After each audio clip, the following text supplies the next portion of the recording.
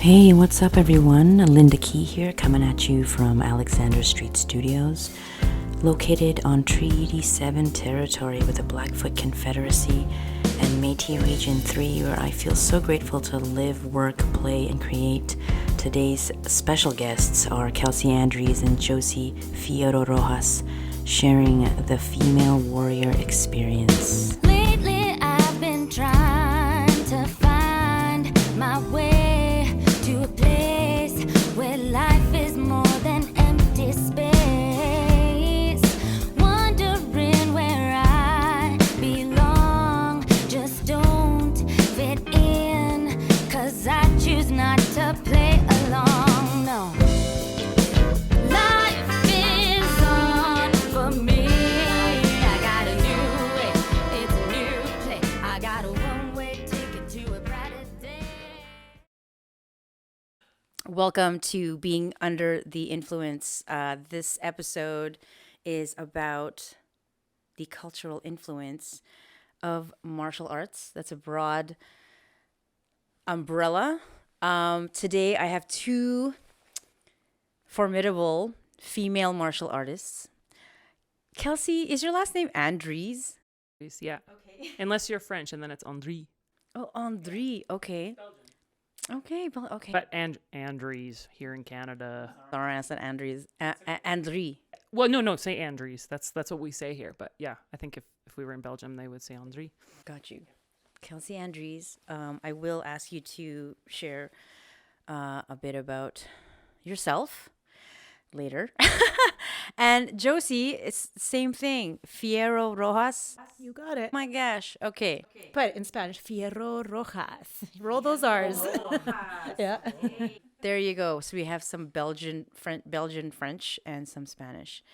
I'd like to acknowledge that we are on the unceded territory of the Blackfoot Confederacy, and I feel very blessed that we can gather and work and live and play and create on this land. And I'll start it off with asking each of you to give us a bit of background in terms of what was your beginning like when you made a decision to start your martial arts journey? And because of Kelsey's look on her face, I'm going to go to Josy first. She's trying to rack her brain. Where do I start? Who wants to go first? Yeah, sure. I mean, I've only been doing martial arts for 6 years now. But I was always interested in martial arts. I was always, I did a few trial classes when I was a kid in karate. I remember this one experience when I tried this class out, and the first class, the sensei put me against the wall, and he took my leg and he tried to stretch it so my toe touched the back of the wall. And this is my first class. And did your toe touch the wall? It did. It did. And my brother was next to me and he was just dying. So I was dying of laughter. But that was my first experience. And then back in high school, I did some wrestling. And that was just to get some aggression out, really. Not competitive. It was just for fun. I love that. I want to revisit that. Yeah. And then just fast forward into my adulthood, it was more of a self-defense kind of thing. So my husband and my daughter were already taking martial arts at our academy.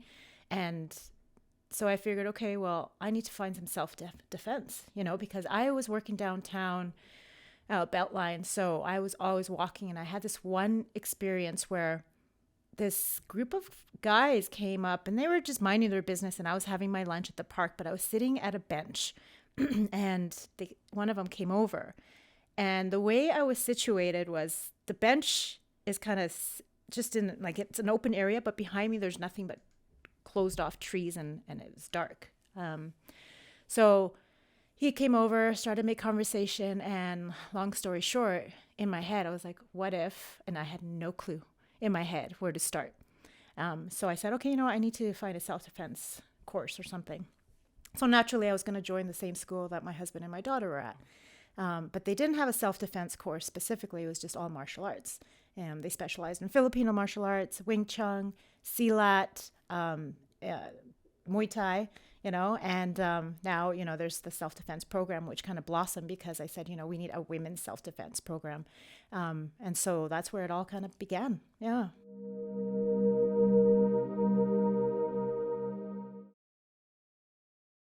Thank you for sharing that. Yeah. It's an important, I think, a hugely important part of martial arts for a lot of women, which is really cool.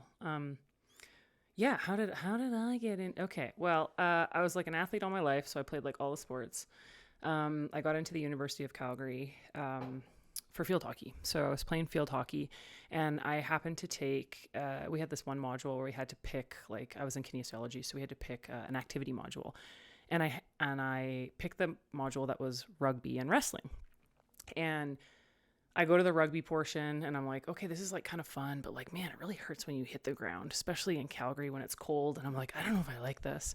And then we got to the wrestling portion and I was like, oh, this is kind of a cool sport. They were looking for a woman to step into their, I think at the time the weight class was 75 kilos. And, I'm tall, I'm 6 feet tall. And the coach saw me and was like, I was in class kind of doing something kind of good. And he was like, hey, do you want to come try out to the wrestling team tonight? And then his name's Mitch Osberg. He was the head coach at the Dinos. And then he gave me his wrestling boots, which I wrestled with my entire career. And that was my first introduction to, let's say, combat sports, so to speak. So I started wrestling. I wrestled in university. It was not because I started in university. I wasn't super great, but I enjoyed the physicality of it. I enjoyed this sort of like, domination, this fight, this like kind of figuring out how to do things, and also like learning cool moves. Like, oh, I could, if something happened, I could do this. But it didn't make my soul sing. And in retrospect, it was like, because I would always be like, man, I just want to punch this person in the face right now. This is like what would go on in my head. And I'm like, I'm so frustrated. I just want to punch this person in the face right now. But I couldn't do that because it was wrestling. So I graduate university. I start my career as like a business owner and a strength coach, and I'm doing the thing and I'm building this gym and I'm stressed right out, like stressed beyond belief. And I'd always been interested in boxing or kickboxing or whatever, like a combat style that I could use my hands. And so I just mentioned this to one of my clients one day, and he's like, oh, well, like you should meet my friend Trevor Smandich of Team Smandich Muay Thai and Kickboxing. He's like, he's a great coach. He holds pads for me, and like, maybe you could train him and he could hold pads for you and you guys could like trade. I don't know, like business people things, just like have fun. And I tell you, I met Trevor and I took my first lesson from him. And the first time my knuckles hit that leather, it was like my soul was on fire. And I fell in love instantly. I became like totally obsessed. And at that point I was just doing it for fitness. And then after a little while, Trevor was kind of like, I think maybe you should try like fighting. And I was like, what? No, really? He's like, yeah, like, I think you could do it. So that was the sort of, thing that pushed me towards moving in that direction, was me finding like a movement pattern and a style that I really enjoyed. And then having somebody say that I could, and opening that door for me. And then my first experience was absolutely terrifying and I didn't ever want to do it again. But yeah, that was first continuous tournament, which maybe you guys do as well, but basically it's like contact sparring. So we had headgear, shin guards, boxing gloves. You're not allowed to use knockout power. And ironically, the first one that I ever did, I fought my now best friend, Hillary Herman. And she was insane and I was insane, and it was just like these two giant glamazons just like smashing into each other. And yeah, I was like, I don't know if this is like for me. This is really scary and painful and makes my anxiety go crazy, and I kind of feel like I want to vomit.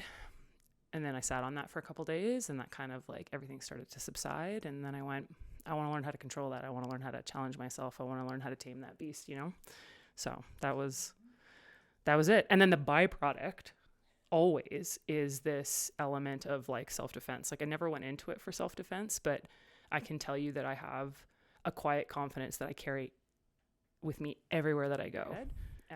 And then it doesn't happen and you're like, okay, let me just tuck it away.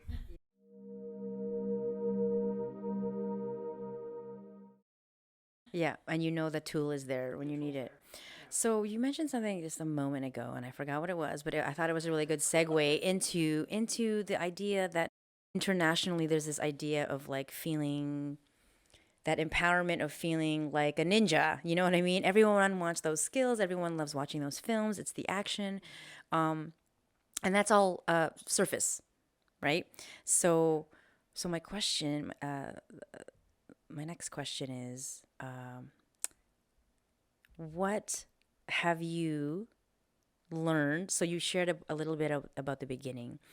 And when it comes to the process, your journey, I feel like you both do mixed styles. If you had to choose 2 or 3 kind of tenets that you've learned, that you remember, something that sticks out to you from a teacher, or one of the styles that is now that maybe surprised you on your journey, right? And I do feel like I really acknowledge the importance of just the simple fact of being able to protect ourselves, because you have lived experience and you've met so many mentors and teachers and you practice. And I can give you a moment to think about it, but is there something that you feel that stands out for you in the journey of like, that's the nugget, you know? I'm just trying to think, because I mean, because of where, Western Canada Martial Arts Academy has like all the arts that I mentioned earlier. When I went into it, it wasn't about learning about the lineage. It wasn't about, what the history or anything about that. It was never about that. It was about me wanting to defend myself and hit shit. Really, that's what it came down to. You're like letting out some of those emotions. Yes. Yeah. And so, just like Kelsey hit it on the head too, it really was about that. It's like finding that satisfaction, just I got to let out and find where I don't know. I don't feel comfortable just kind of doing this. I want to really just let off some steam. And then as I progressed in the journey, I started to learn about the lineage and the culture of each art. And I just got more interested and more appreciative of where it came from. I can't just keep doing something and not know why I'm doing it and where it's coming from. So I got a little bit more interested and involved, and, watching my daughter through the journey, it made it that much more interesting because, culturally she's Filipino. Her dad's Filipino. So I wanted her to embrace her culture, but also learn about the history and the lineage and where it came from. So we all know who Bruce Lee is. And, that's where that lineage came from, and started to learn a little bit more about it. We knew he was a movie star. We knew that he could kick some butt. Mm-hmm.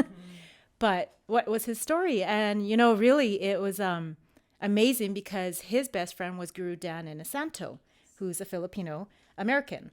And he was actually Bruce Lee's best friend, along with his partner throughout training and whatnot. And Guru Dan Inosanto became one of his only 3, but one of the 3 that was appointed to teach Jan Feng Gung Fu, which is Jeet Kune Do. So that alone was amazing to me, and that stuck out to me, and it still sticks out to me this day, because if you look back and you look at the history, you're talking about Sijo Bruce Lee.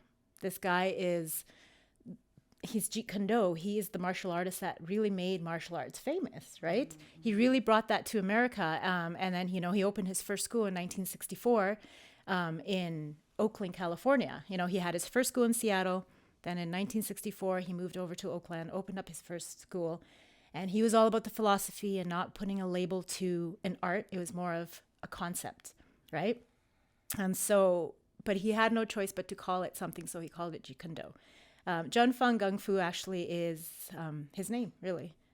Jan Feng is Bruce Lee in Chinese, Gung Fu. So, yeah. And just learning all those little things. I mean, there's just so much to it, and I have to appreciate and really step back and say, wow, I'm like, if you put it on paper and you look at the lineage, you've got Bruce Lee here. You've got Guru Dan Inosanto. You've got all these instructors. My instructor, Guru Marvin Ishmael. My husband, and then all of us right under that. That's huge, and that's pretty amazing. And to be able to meet Guru Dan Inosanto in person, I think he's 86 now, and he's still practicing. He is absolutely amazing martial artist. He's so humble. He's open-minded. He still carries on the word for Bruce Lee. his ideas of learning all arts, really, because you can apply them to anything. Like, it's just fascinating to me. And that alone, that's just talking about those lineages. And there's so many other lineages under the other arts, but those are the two that really stick out to me. And I have to always remind my daughter, you have to appreciate what you're learning, not just kicking butt, you know, and not kicking stuff. Just really understand your culture and understand why you're doing it and where it's coming from. It's so important. I do have to go back a little bit. When you say it's not just it's a concept. It's not just I forgot what you said, if it was a label or something. Like it's a concept. And can you expand on that a little bit in terms of the concept? Yeah, the concept. So it's an idea. So Jeet Kune Do blossomed. It first started with fencing, Western boxing, Wing Chun, and I think it was his Kung Fu and his philosophy. That's what Bruce Lee taught. He didn't want people to be stuck with one system and stuck in like a label. You have to form your own art. You have to form because we all move differently, right? For him, it was about taking pieces of everything. You know, his famous quotes, you know, about use what is useful, you know, get rid of what isn't good for you and your body type, right? So for him, it was a concept in the sense of, this is martial arts. This works for me. Let's not put a label to it. Like, for instance, Silat or Wing Chun, that's an art. Yeah. Jeet Kune Do embraces everything. Got you. Amazing. Thank you. And I want to say, before I go on, we move to Kelsey, is what I'm learning a little bit of is that Kung Fu or Gong Fu actually isn't that specific martial art, but it's the meaning that you can, something that you've practiced so much that really lives inside you and that you really hone that skill. So you can have Kung Fu in gardening or something, you know, or acting or something. So when I learned that, I thought that's cool. Yeah. So anyway, yeah. Okay, cool. Thanks, Josy. Yeah, I think it's funny because it was like my brain was going in a bunch of different directions, but I think to sort of echo what Josy said, you know, I started learning Muay Thai because I was coping.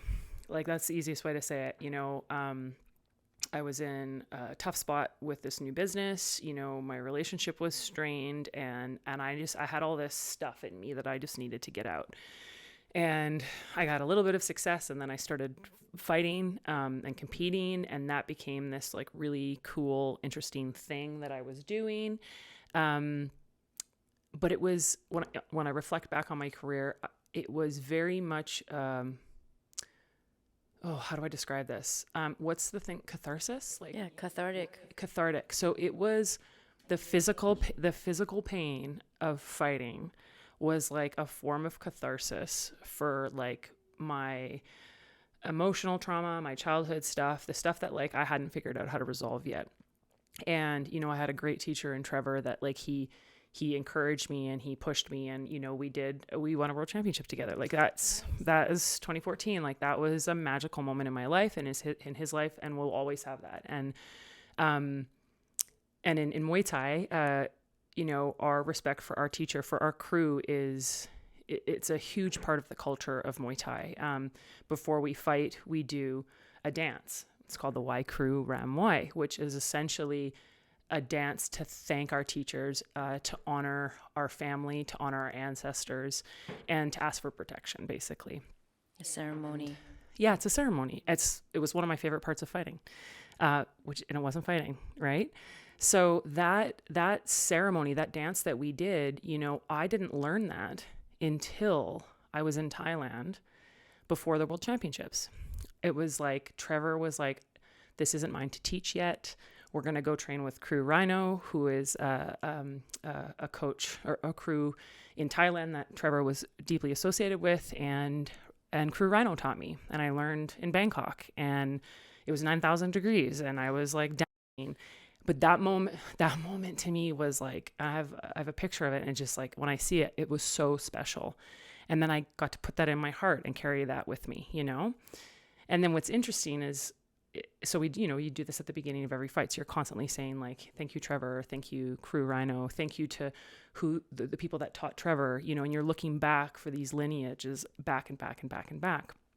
And then fast forward several years, Trevor brought in a new coach into his team because, he's running a business and coaching fighters and he's got kids. It's a lot. So he brings in a new coach, his name, Artur Nowacki, who was, as I describe him, a Polish Thai person. So he's Polish, but he lived in Thailand for so long, and he could explain Muay Thai, like the pure art of Muay Thai that comes from Thailand, but he could explain it in like a Western term to Westerners, because that's one of the challenges is if you go over to Thailand to train, like the language barrier is really difficult. They're so good. They're trying to explain this thing that they do that they've been doing since they were like 2.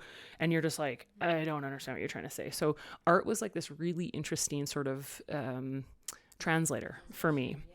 And when he came into my life, everything changed. So instead of this martial art being like, and when I met him, he was like, what are your goals? I'm like, I want to win 5 world championships. I want to have belts. I want to go pro. And I had all these lists of like accomplishments. And he was like, okay, whoa, that's actually not what this is about. We need to we're going to use this sport for what it does. And it makes you good people.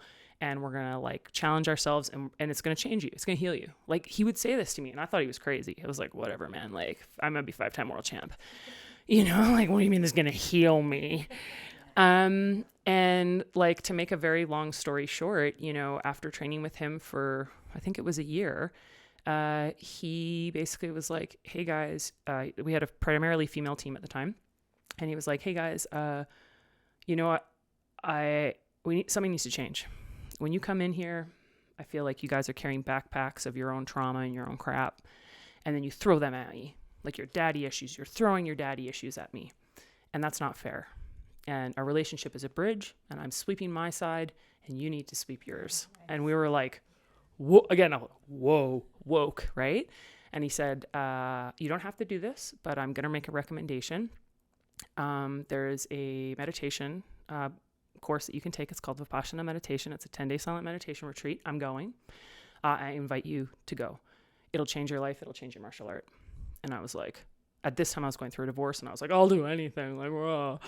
And I went and it, 1, obviously changed my life, but 2, it changed my relationship with my martial art because instead of fighting from this like trauma state where I felt like I want the physical pain that's going to help make me feel something or like move some energy or whatever, it became about the art and it became about finding flow and it became about, I loved what you said the other day,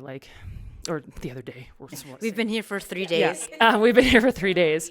No, what you said, that Bruce Lee teaches, use what serves you and be okay with getting rid of the rest. And that was something that Art would say to me. Like we would test new weapons in a fight. And if they didn't work, then he's like, meh, we don't need that. That worked really well. We're going to keep that one.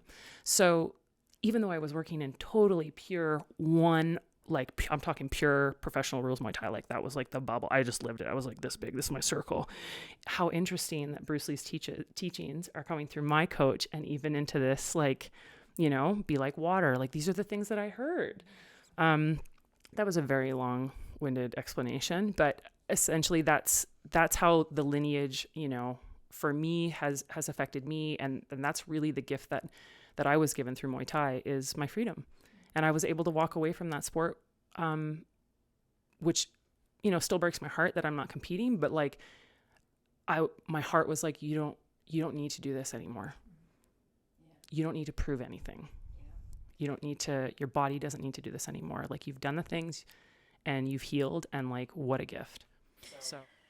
Yeah, no, I appreciate you sharing your stories and being vulnerable. And of course, I feel that like it's all about the journey and it takes you places that you have no clue that you're going to end up or even pass through. Like sitting silent for 10 days to make yourself a better fighter. I'm like, what? Yeah, and that's what I was going to say with Kelsey. Like, I think that's the beauty of martial arts is like immediately when someone hears about martial arts, they think, again, it's aggressive, it's fighting, but it's not. It's so much more than that. It's about meditating. It's about finding yourself. It's about bringing peace to your life and not necessarily The fight. I was just thinking that they call it a fight, but it's like, when you were finishing on the tail end, you said, I was thinking, you said, I don't need to do that anymore. And it kind of resonated with me in a non-martial arts sense that I don't need to fight anymore in my life, to fight, just like struggling, fighting, but in a cool, ironic way, you're fighters, Well, but that's the thing. Like, you've got the ability. It's in my back pocket. Anytime I want, I'm like, and again, there's been moments where, again, I'm walking down an alley and I'm like, or, something happens and my body has a physical response because of years of training. Like, I will I was doing it, perfect example. I was performing in a scene, which was really intense. And, this person's coming at me and I didn't even realize it, but my hands clenched and I'm like doing this and I'm like, oh my gosh, my body is arm. It's muscle memory. It's ready to do the thing. I don't have to do it, but it's there if I ever want it.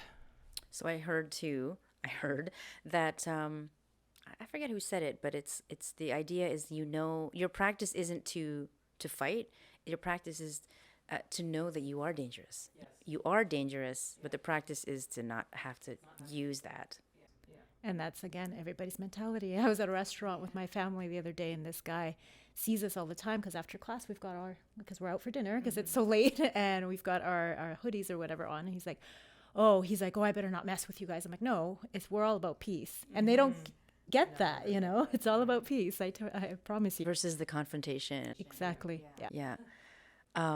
Gosh, I feel like I could talk about this for days. Well, we've been here for 3 days already.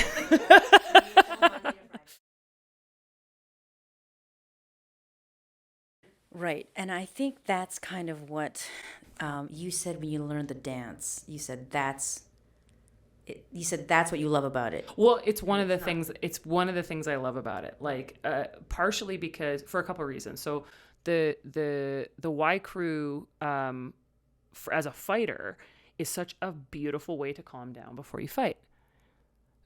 Anyone that tells you, in my opinion, that they're sitting back there before a fight being like, I'm 100% ready to fight, I am ready, I have no anxiety, is a big fat liar. Like, that crap is so scary. Even if you are well trained, the butterflies, I'm guaranteed, Conor McGregor, guaranteed, JJ, guaranteed, every one of these amazing fighters, Andy Nunes, everyone's like, they just don't show it, right? And so what I loved about going in and doing the Y crew is it took my and it really brought it down. Right. Because I'm like, okay, we're not in fight or flight yet. We're just here. Let's center ourselves. Let's touch the ring. Let's seal the ring. Let's see our coach. Let's dance. Yeah. Let's look at our opponent. Present. Let's drop in. Yeah. Drop in. Got you. Right? And then I go and I get my Mong Kong taken off and then I get, Wait, what's that? What is that? So there's a lot of accessories in Muay Thai, which was also why I love it. So one, we have really great sparkly shorts. The short game is a whole thing. You can really show your style through your shorts, especially in North America. And they've got some great brands here that just make crazy stuff. But then there's a couple things that we have. So we wear a Mong Kong, which is a ceremonial headdress, traditionally built by monks. And usually what happens is a gym or a coach has a Mong Kong. And so everyone that fights for him wears that. So that goes on our head for the dance, and then it gets taken off before we fight. And then we also wear these things called prechets, which are armbands. And some of them are really crazy colors, like pink and blue, and they're huge and floofy. Others are sort of it looks like the fabric from the monks' robes. It's orange and they cut it up. And so they're blessed. They're all blessed. Some of them are really cool and weaved. And again, it's there as protection. It's usually monks have blessed them and then you wear them in the fight. And it's sort of the fighter's choice whether they want to, but I always wore them. And then lots of times when we come into the ring, at least in Thailand, they'll have fresh flowers. And as the fighters walk out, the people are putting fresh flowers around their necks as good luck or blessing or, maybe bedding, who knows? So some of us would have flowers or amulets or stuff that we would wear, which is all showing the lineage of where the sport comes from. I think what Kelsey says, the beauty of it, even the Y crew, is they're different for everybody. So a lot of it's all unique to the school, to your coaches, to the fighter. Yeah. So it's you throw in elements that you're thanking your teachers, and that specific to your teacher or your instructors or your lineage. It's really beautiful. And all that's prior to the fight, right? So And it's funny because audiences come and they're like, what's with this music and why are they dancing? And I'm like, this is Muay Thai. Like, you want to consume this as an art, North America? Right. This is my issue. Yes. We got to it organically. Look at that. Yes. This is my issue. Okay. Do not North Americanize this sport. You both kind of, when you say do not North Americanize this sport, what are some examples? Like, what does that look like to me as a North American person? Of like what you do not want to see and what could we do better? Like off the top of my head for Muay Thai, it's like in promotions that run here, it's not allowing the music to be played because people find it annoying. In Thailand, it's a real live band. It is so awesome. And at the World Championships, they flew in when we were in Malaysia and when we were in Sweden, they flew in bands from Thailand, like legit bands, and they play the music. And if the fight in Thailand, if the fight is going slow, the band will pick up the pace and it'll affect the fighters. Like, it's a relationship. And people have no idea. They're just like, why is it? And like, meh. And I'm like, first of all, it's awesome. Shut your mouth. So that part really, really miffs me that like they want to cut that out. And then they also try and cut the Y crew because it takes so long. I'm like, you're cutting the ceremony. You're cutting the spiritual basis of this sport, and you're turning it only into the fight because your attention span, because you spend too much time on Instagram and YouTube, is this big. So come on a journey. Come on a journey with us. Let us show you a side of the world. Even though, again, I'm not Thai. I don't pretend to be like the greatest person in the world and know all of the history. But man, like I worked really hard to get where I got. And I absorbed as much as I could. And I shared as much as I could because that's what you do. That's the lineage. You take it in, you hug it, you love it, and then you pass it on. And if I can make one person be cool with the music or one person respect that up elbow that I threw, and them go, that was really technical, like, I've done my job. I love what you're saying. It's funny. I don't like saying I love that, but I do. That point that you make as North Americans is, well, it's taking my time. It's too long, and it's and I will say that I completely agree, and I think that it brings us back to connecting with each other, and isn't that not the purpose of, like, that's the history. Yeah, and that's for like all the arts, really. I mean, if people are like, we teach the history. We don't just, like I said earlier, we don't just teach, okay, come and do this punch and kick, because that's going to get lost. Mm-hmm. And, if you don't teach it now and keep that going on and it's going to be carried on, then it's going to get lost. And that's the beauty of the martial art is the ceremonies, the music, everything that comes with it. So if we don't teach it, if we don't keep it alive, whether you're from the culture, you're not Thai, you're not Filipino, and you're doing this art, someone has to carry that lineage. Mm-hmm. And so it's important if you're a fighter or if you're a martial artist to continue that and keep learning about it and sharing that knowledge. Like, we have a Little Dragons, the kids program. And again, we stop and take that time to actually teach them, who are you learning this art from? Who is this? And, all this information. It's eventually going to, one day they'll tell somebody and they'll tell somebody. I just don't want it to get lost. And that's my frustration. Mm-hmm. It's same with parents, North American parents. They just want belts. When is he going to get his belt? I was just going to ask about the school. Yeah, please share more. I think you guys have belts though, don't you? Do you do a system? Yeah. The kids do have belts, and a lot of parents will, not a lot, but we always have a parent or two that will ask, well, how long until he gets black belt? Well, you don't ask because there's no time on that. It's all about the individual. Again, it's the Bruce Lee philosophy. It's like you take that and it depends on your body, how well you adapt, how well you can pick up this art. Don't worry about the belt. Belt is a reward to show that you're progressing, that it doesn't mean that you're a top martial artist. I mean, a black belt will always be a white belt, because they continue learning, they'll always be a student.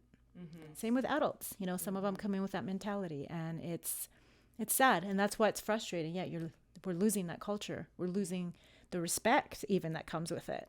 You know, you walk into a dojo and we bow to our instructors, you know, we're respectful to our instructors, you know, we don't just be like, hey, you kind of. So that's for me, I'm really digging deeper in the martial arts and really want to make sure that the culture and the history doesn't get lost in the respect along the way. And kids nowadays, if you guys, you know, they are losing that. It's the Instagram, it's the phone, everything is fast paced. I have a question about the school and what you were saying, because you come up against these parents and the kids who have this mentality of, well, it'll show my achievement, like I imagine the belt or whatever it is. I want to show my achievement. How are you combating that at the school? And what do you think, like, what are some conversations that you have, or what are you learning? How are you trying to navigate through that?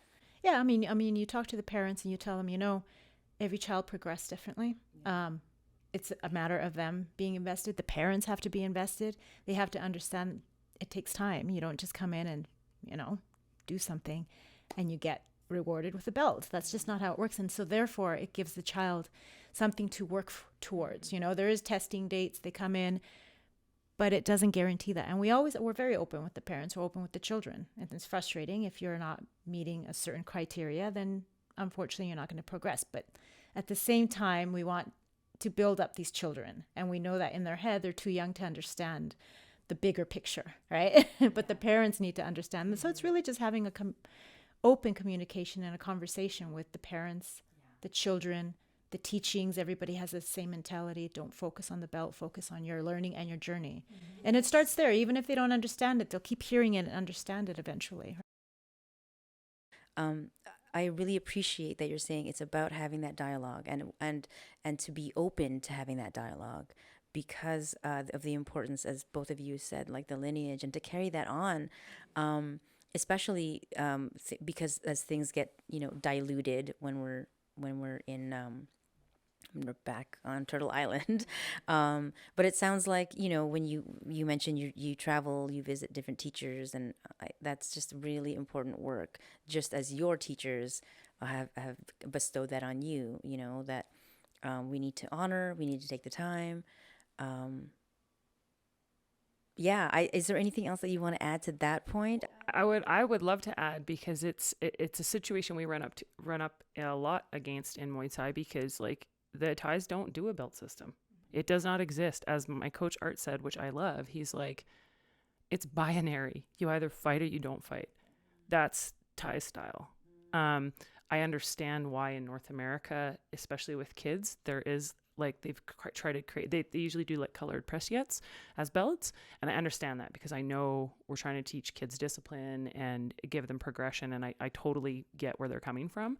But it's funny, I would get that question a lot. They're like, well, what belt are you? And I'm like, and then I just go, there's no belts in Muay Thai. This is my answer every time. There's no belts.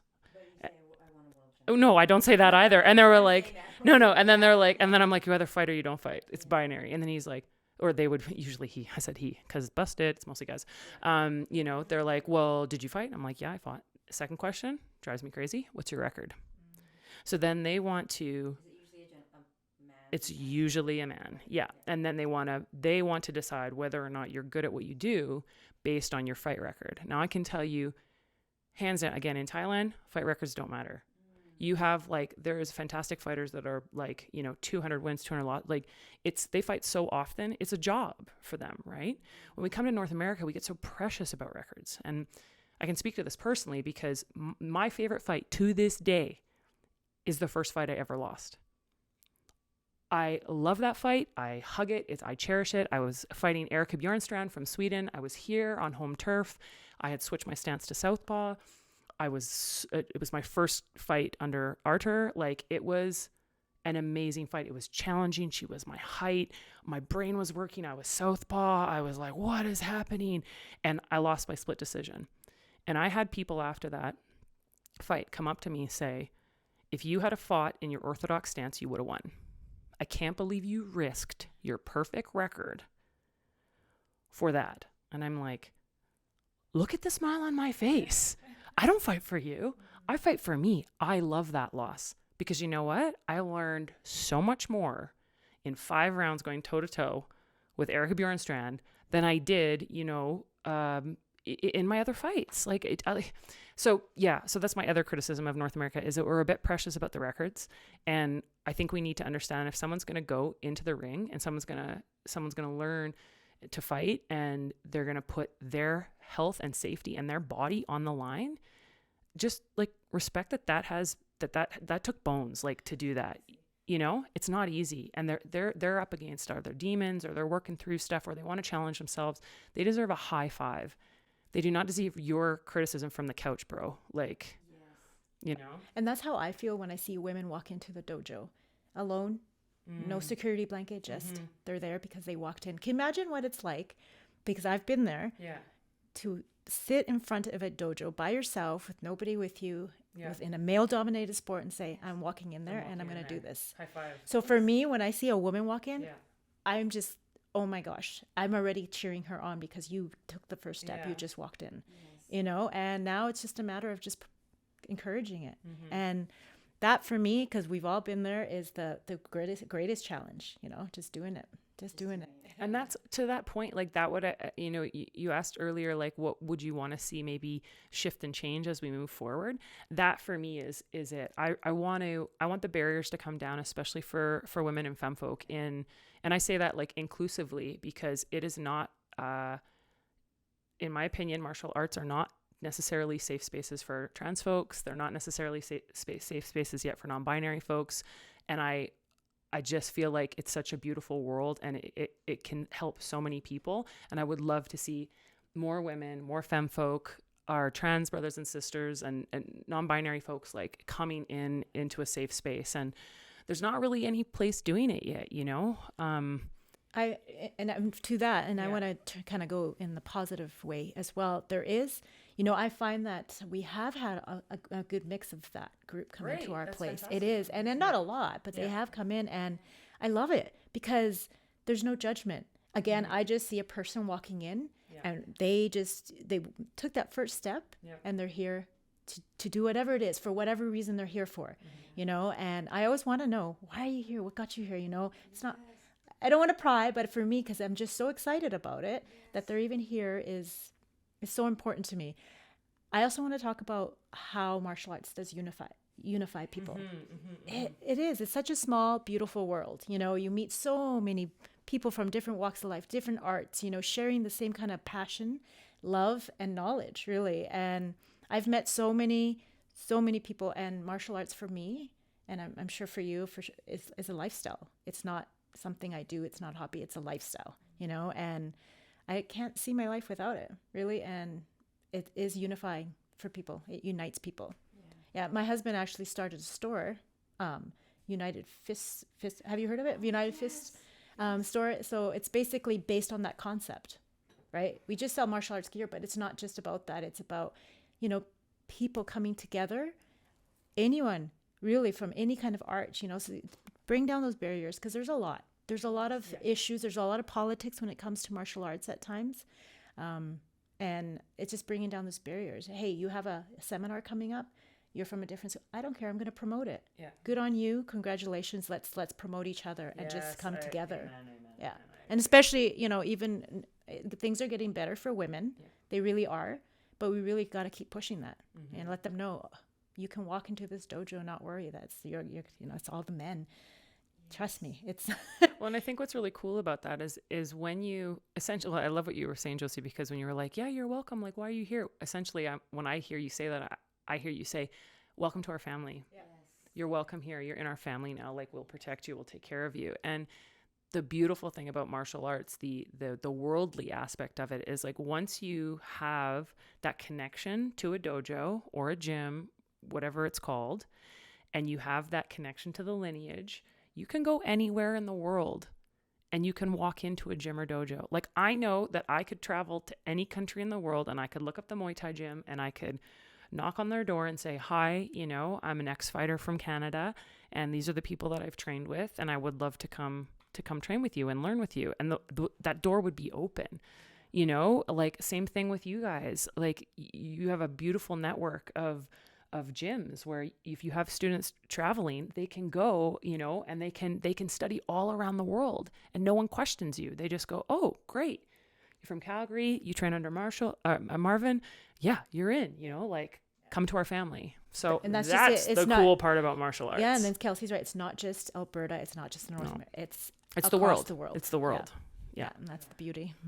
Which is very cool. No, I know. It's like It is, I because we're know. passionate. We get excited about it because it's beautiful. It really is beautiful. Yes, and that's why I'm so happy that I'm just really heartwarmed that you are here, and that that's the whole purpose of this dialogue, is how all these things that influence us and have changed our lives can continue connecting us. And as you both have said, I love that question you ask, oh, why are you here?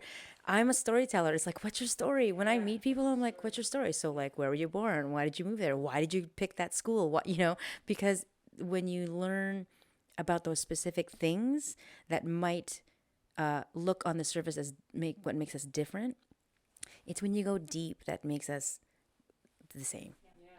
And the needs, whatever needs those are that have all brought yourselves and people you train with and your students to that first day showing up. Showing up is like, we all can understand those feelings. What a gift. Physical healing, spiritual healing, best friend, community for life, and relationships, shared experience. Yeah, it's just like, it's really the gift that keeps on giving. And it's so it continues to evolve, right? So it's never ending. It's never ending. I think it's really beautiful. I think for me, I'm not, I'm still. It's never too late. I feel like it's never too. I started late, girl. I started a journey. And I wanted to, maybe I'll close it off. That's okay, with this idea of inclusivity and like. And I had an episode where we talked about wellness and yoga, and I think with all these types of movement and healing arts, I think we can call it a healing art, that I'm glad that you both brought up the inclusivity in terms of inviting people from different walks of life to be like, how could we be more welcoming? How can we as a community, just expand the circle, because speaking of self-defense, which is full circle, a lot of those of us and the people that come from these communities need the protection and having that skill of not just self-defense, but also, you mentioned the word freedom, and also you mentioned the word, having family and relating and just finding that community. That's what I think that's the strength in, and maybe helping to shift our lens in an industry that's mainly been dominated by, a male or, just make it mainstream to have more marginalized people in these classes is what I'm trying to say. And I know, and I just wanted to mention that, and the inclusivity that we do have is like, they're too scared to come to us, so we've gone to them. So we've reached out to those communities, and we say, LGBTQ or or transgender, it doesn't matter. We go to them because they're in their safe space now, and they're high risk. So we go to them and we offer, services that is for the community. This is going to be a good thing for the community. Again, and you're not learning to fight. You're learning to keep yourself safe, because unfortunately you put yourself in that they're in that high risk category, right? So our doors are always open. Anywhere we go, the doors are open. I find martial artists are probably the kindest people I've ever met. If not, and humble. That's why I love martial artists, which bites you in the butt sometimes. That's like, people are like, you need to brag, and I'm like, no, I cannot. It's not in my DNA nature. You can brag about me, but I will not brag about myself. I'm sorry. And then I'll find myself and I justify it by saying, that's the martial artist in me. Like, it's just, you have to understand, it's when you train that long with that vibe, it's just you. It's your way of life. Yeah. Nothing to prove. Nothing to oh, that was the gift. Yeah. I thought I had to prove things, but then I realized I didn't. So thank you, martial arts, for that. That's a beautiful place to be, because we accept ourselves. And well, a beautiful note to end on. I'm so grateful for you both. Thank you for all the snacks you gave us you. before we started. Just like bits of things. Yeah. You're welcome.